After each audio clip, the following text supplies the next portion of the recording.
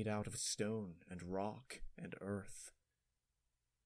Swallowing her apprehension at this strange turn of events, she raised her voice a bit, following her ritual to the end. Volo Shio Universum. At the last word, she felt her voice changing, drawing in a voice different from her own. A very different voice indeed, unlike any pony voice she had ever heard before, unlike any living thing she had ever heard or read about before, for that matter. It was like the grinding of unfathomable clockwork, like the groan of the sea against rocky shores. Only just collecting herself, fearing above all else that she would blow this one chance, this one shot that all these years of preparation had propelled her toward, she noticed again how light-headed she felt.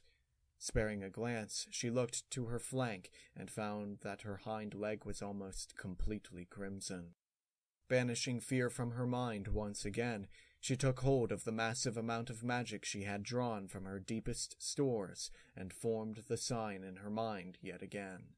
It was heavy, so massively, fundamentally heavy, like trying to bend iron with her bare hooves. It might have taken a second, or a minute, or a week.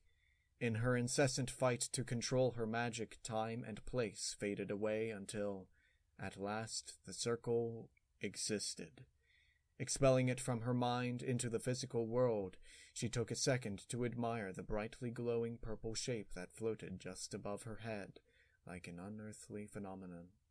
And now, for the hard part, she thought to herself with a grim chuckle, as she started to struggle to push her condensed magic into the ground and unite it with her blood. In the dark, windowless room, entirely alone and growing weak from the loss of blood, there was no way to tell how long it took to force the sigil into place, moving at an almost tauntingly slow speed. All that kept Twilight going was sheer will.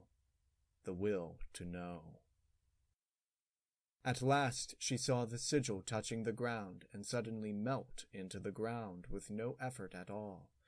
Almost stumbling from the sudden release of the tremendous mental weight, she looked down at the intermingled purple and red glowing sign on the floor, realizing that this was the point of no return. If she did this, she committed to the ritual, and to whatever end it would come to. In truth, there was no question in her mind, and as she lifted the silver dagger from the floor, where it had been discarded, she closed her eyes as she let it hang over the center of the circle, before driving it full force into the